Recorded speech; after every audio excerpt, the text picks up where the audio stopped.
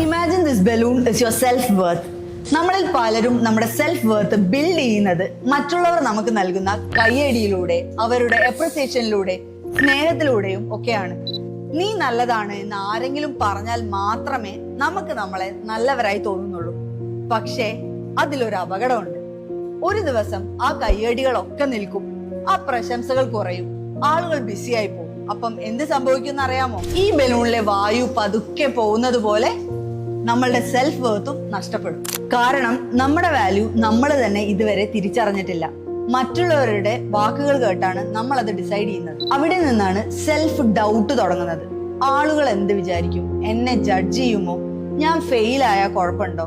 ഇങ്ങനെയുള്ള ചോദ്യങ്ങളൊക്കെ വരും. ഈ ഒരൊറ്റ ഭയം എത്ര സ്വപ്നങ്ങളെയാണ് നശിപ്പിച്ചു കളഞ്ഞതെന്ന് നിങ്ങൾക്ക് അറിയാമോ?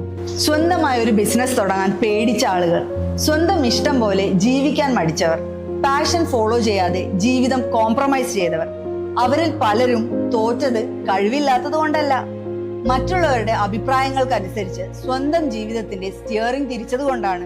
യഥാർത്ഥ സെൽഫ് വർത്ത് എന്നത് ആളുകൾ നിങ്ങളെ എങ്ങനെ കാണുന്നു എന്നതല്ല. നിങ്ങൾ ഒറ്റയ്ക്കിരിക്കുമ്പോഴും, ആരും കൈയടിക്കാൻ ഇല്ലാത്ത ദിവസങ്ങളിലും, ഇനി ആരും നോട്ടീസ് ചെയ്യാത്ത നിമിഷങ്ങളിലും എനിക്ക് വാല്യൂ ഉണ്ട് എന്ന് എന്റെ ഉള്ളിൽ ഫീൽ ചെയ്യാൻ കഴിയുന്നതാണ് യഥാർത്ഥ ആത്മവിശ്വാസം. അതുകൊണ്ട് ജീവിതം മറ്റുള്ളവരെ ഇംപ്രസ് ചെയ്യാൻ വേണ്ടി ജീവിക്കരുത്.